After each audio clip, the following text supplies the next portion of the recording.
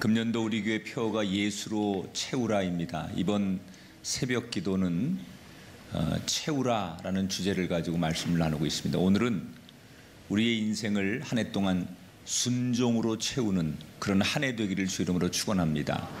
1차 세계대전이 일어난 후 독일이 프랑스를 점령하기로 마음을 먹습니다.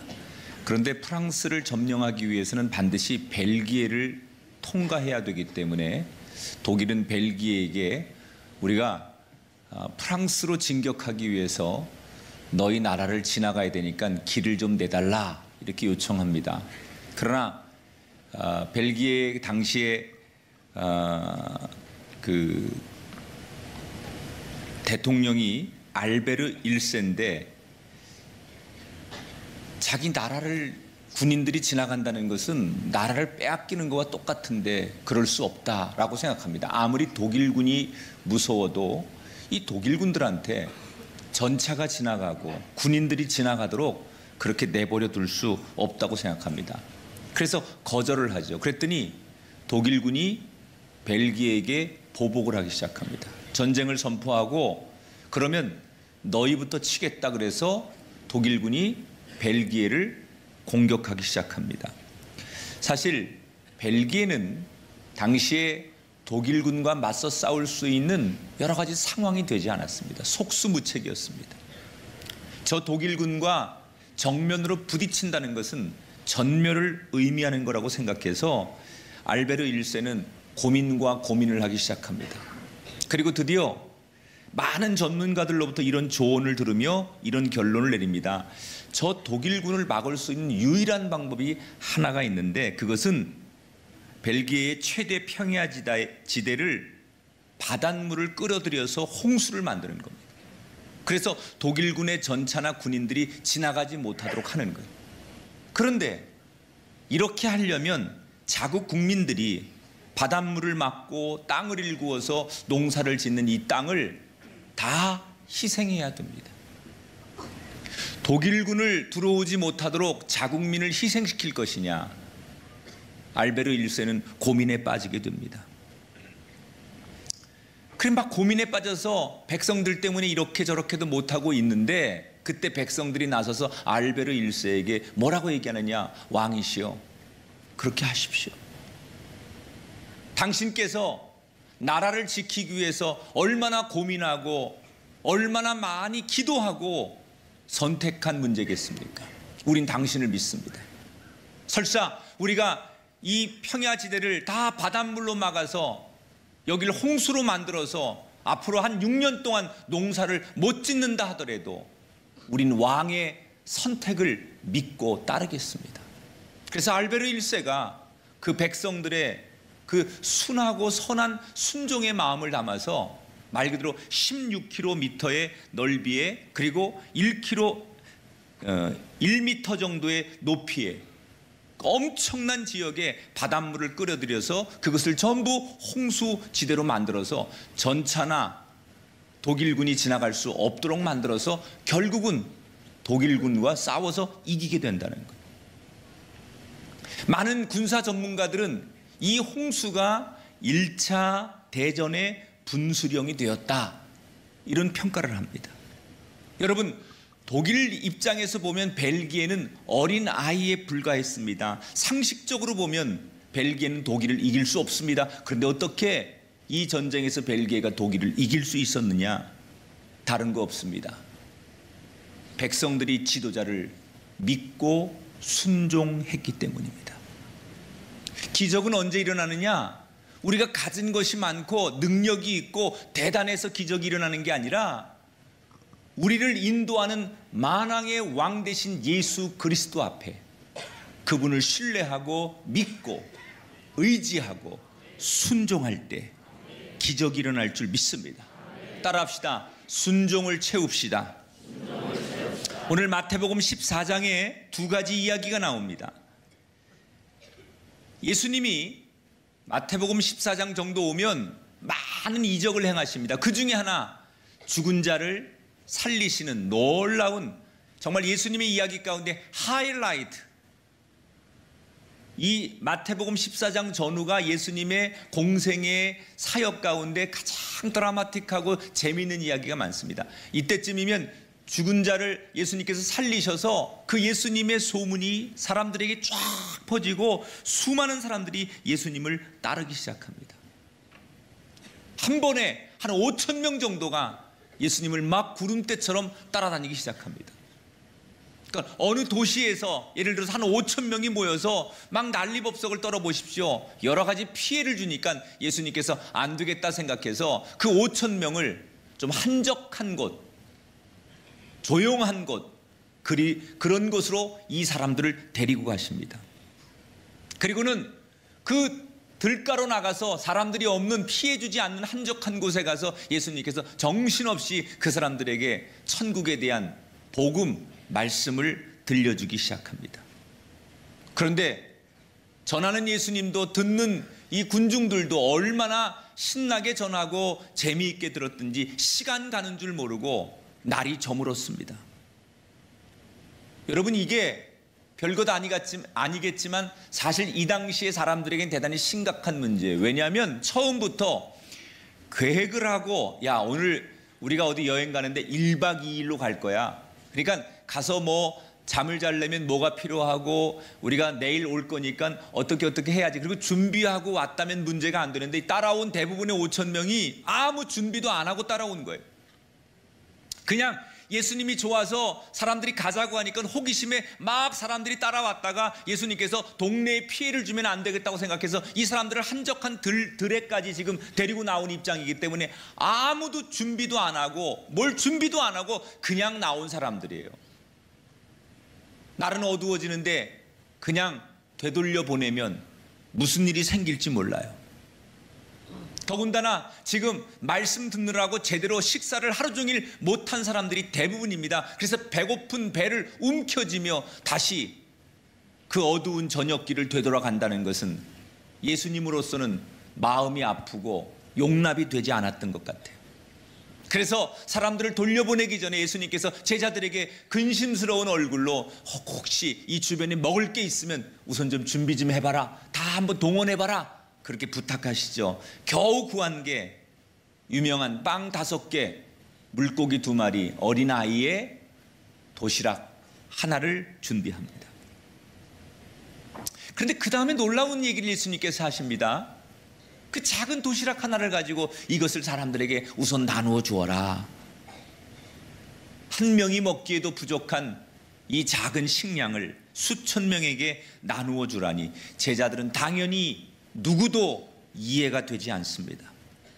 여러분, 아무리 계산하고 아무리 순수하고 아무리 장난스러워도 이 예수님의 이야기는 도저히 받아들일 수 없는 이야기입니다. 그런데 여러분, 놀라운 그 다음 장면이 있습니다. 이 제자들이 말도 안 되는 이 이야기에 그냥 순종을 합니다. 그런데 어떻게 된 줄 아십니까? 19절 20절 화면을 보시고 읽어보세요. 시작.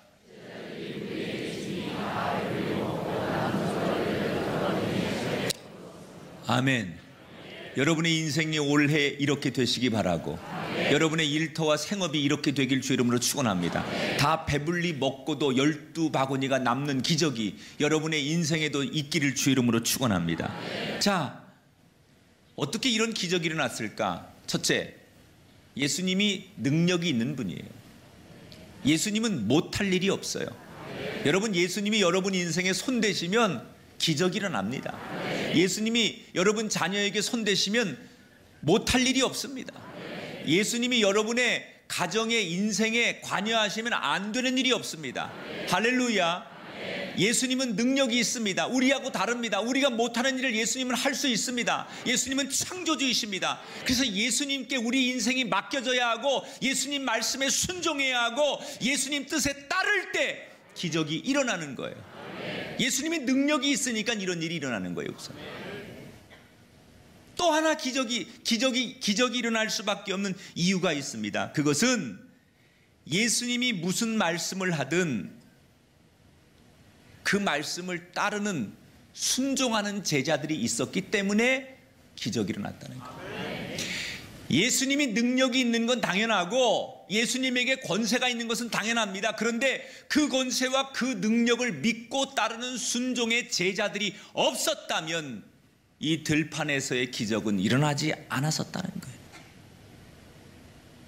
우리가 한 해를 살다 보면 도무지 우리의 가슴으로, 우리의 머리로, 우리의 생각으로 이해되지 않을 때가 있습니다. 왜 하나님 나를 이렇게 인도하십니까? 왜 하나님 우리 가정을 이런 환난 가운데 인도하셨습니까? 나는 하나님을 위해서 기도하고 하나님을 위해서 순종하고 하나님 말씀대로 살기를 원했던 사람인데 하나님 세상에 그 많은 사람들 가운데 왜 하필 납니까? 이해되지 않는 하나님의 인도하심 앞에 그 상황을 받아들이지 못하고 순종하지 못하는 사람들 얼마나 많은지 몰라요. 특별히 현대사회는 정보화 시대예요. 인공지능의 시대예요. 과학기술의 시대예요. 그래서 사람들은 논리와 경험과 통계와 남들의 이야기 이런 것들을 너무 중요하게 여기는 세상이에요. 이 가치관이 팽배할 때 사람들은 그 상식과 과학과 인공지능, 정보 이런 모든 것을 종합해 볼 때 이해되지 않는 주님의 말씀 앞에 쉽게 순종할 수 없다는 거예요. 그게 유혹입니다, 여러분. 하나님이 우리에게 원하시는 것은 이해가 돼서 따르는 걸 원하시는 게 아니에요. 다 우리가 그게 수긍이 되고 다 이해가 되고 납득이 돼서 따르는 걸 원하시는 게 아니에요. 이해되지 않더라도 그 하나님을 믿을 때, 그 예수님을 신뢰할 때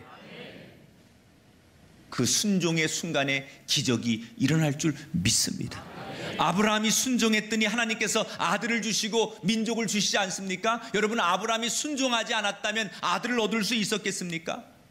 올 한 해 우리의 상식을 넘는 기적이 일어나길 바라고 우리의 이해를 넘는 기적이 일어나게 되기를 주의 이름으로 축원합니다. 여러분 가정에, 여러분 인생에 오병이어의 기적이 똑같이 일어날지어다. 순종을 채워야 돼요. 더 많은 순종을 우리의 삶 가운데 채워나갈 때 우리에게도 기적이 일어날 줄 믿습니다. 자, 이렇게 예수님께서 사람들이 보는 앞에서 빵 5개와 물고기 2마리로 그 수천 명을 다 배부르게, 모든 사람을 만족하게. 여러분, 예수님이 관여하면 이쪽은 만족하고 이쪽은 불만족하지 않아요. 모든 사람을 만족시켜요. 전 우리 교회가 예수님이 관여하시고 성령님이 가득하셔서 올 한 해 모든 세대를 만족시키는 교회 되기를 주의 이름으로 축원합니다. 기성세대만 만족하지 않고 젊은이만 만족하지 않고 어린아이들만 만족하지 않고 주님께서 관여하시고 성령께서 역사하면 모든 세대를 다 아우러 만족시키는 역사, 이것이 우리 교회인 줄 믿습니다. 모든 사람들이 너무너무 만족스러운 거예요. 자기들 눈앞에서 놀라운 일이 일어나는 거예요. 그러니까 사람들이 흥분하기 시작합니다. 예수님을 왕으로, 이렇게 우리에게 배부르고 모든 사람에게 먹을 것을 제공하고 만족시켜주는 저 예수님이야말로 우리의 왕이 되면 좋겠다. 그래서 사람들은 여기저기서 예수님을 자기들의 왕으로 모시기로 결심합니다. 그리고 수군거리고 사람들이 흥분하기 시작합니다. 안 되겠다고 생각한 예수님은 제자들부터 분리를 시키죠. 흥분하는 군중들 가운데 제자들을 그냥 두어서는 안 되겠다고 생각해서 너희들부터 빨리 배를 타고 이 호수 건너편으로 가 있거라. 내가 이 사람들을 보내고 뒤따라 가마. 그래서 예수님께서 제자들부터 먼저 보내고 예수님이 이 군중들을 집으로 돌려보내시는 일을 하는 거예요. 자, 제자들이 배를 타고 건너갑니다. 그런데 배를 타고 가는 도중에 뜻밖의 고난을 만나죠. 갈릴리 호수에 갑자기 돌풍이 불더니 배를 거의 뒤집을 듯 흔들기 시작합니다. 본능적으로 이 제자들이 배가 넘어지지 않게 하려고 노를 젓기도 하고 배 균형을 잡으려고 몇 시간 동안 그 돌풍과 맞서 싸워서 기진맥진할 정도로 그들은 배를 지킵니다. 만약에 배가 뒤집어지면 자기들이 죽을 수도 있습니다. 그러니 사력을 다해서 그 돌풍과 맞서 싸워서, 파도와 맞서 싸워서, 바람과 맞서 싸워서 그들은 배를 지키려고 노를 젓고 그리고 움직이고 말 그대로 실신하기 직전까지, 기진맥진할 때까지 그들은 사투를 벌입니다.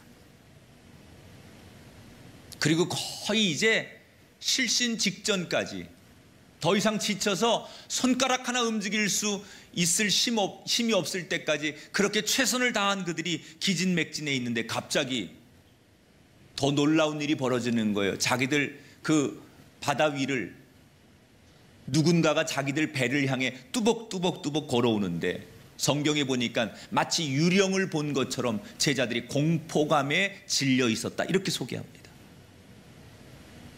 여러분, 지금 방금 전까지 몇 시간 동안 배를 지키느라고 노를 젓느라고 기진맥진해서 꼼짝도 못했던 이 제자들이 지금 탈진해 있는데 갑자기 자기들 눈앞에 뭐 이상한 귀신 같은 유령 같은 게 하나 걸어 들어오는데 얼마나 여러분 순간적으로 당혹스럽고 무서웠겠습니까?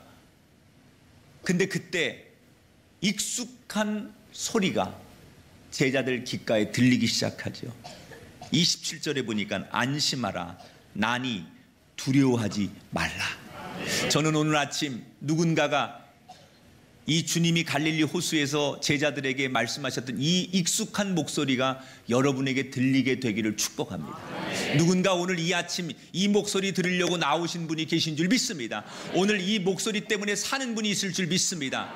여러분, 공포에 붙들려 있습니까? 두려움에 붙들려 있습니까? 지금 불안과 염려와 지금 많은 고통 속에, 괴로움 속에 직면해 계신 분이 계십니까? 오늘 아침 이 음성이 들리게 되길 바랍니다. 나니 두려워하지 말아라. 이 소리가 오늘 여러분에게 들리면 여러분 삽니다. 이 소리가 오늘 여러분에게 들리면 여러분 인생이 형통합니다. 이 소리가 여러분에게 들리면 여러분의 자녀가 일어나게 됩니다. 따라합시다. 안심하라. 나니 두려워하지 말아라. 할렐루야. 예수님께서 오신 겁니다. 두려워하고 무서워하고 절망하는 그 제자들에게 예수님께서 오신 겁니다.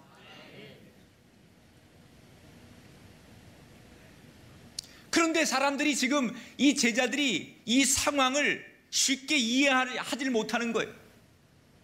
그런데 딱 한 명, 이해되지 않는 그 상황 속에서 딱 한 명만큼은 눈빛이 반짝반짝반짝 다르게 비치더니 갑자기 일어나서 예수님께 이렇게 외치는 거예요. 28절, 베드로가 이르되 주여 만일 주님이시거든 나를 명하사 물 위로 오라 하소서. 여러분, 사람은요 딱 한마디에 감동하는 거예요. 한마디에.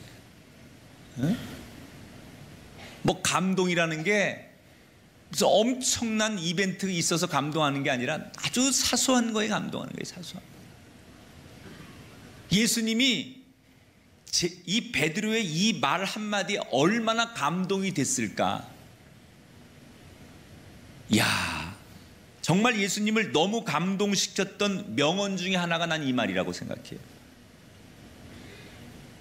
당신이 정말 내가 아는 주님 맞거든 나에게 명령하셔서 나도 무리를 걷게 하소서. 너무 감동스러우니까 예수님께서, 듣고도 너무 감동스러우니까 베드로야 내게로 와라. 그래서 베드로가 무리를 걷는 경험을 하는 거예요. 여러분, 예수님께서 왜 베드로에게 감동하시고 너도 나처럼 한번 걸어봐라 이런 축복을 주십니까? 따라합시다. 장벽을 넘는 순종이 있었기 때문입니다. 뭐를 넘었다고요? 장벽을 넘었다는 거예요. 지금 현실의 장벽은 뭡니까? 자기들 앞에 돌풍이 일고 파도가 몰아칩니다. 배가 뒤집힐 것처럼 지금 파도가 출렁입니다. 심지어 자기들 앞에 유령까지 나타났습니다. 말 그대로 죽을 것 같은 현실, 공포, 두려움, 희망 없는 상황, 이게 지금 현실입니다.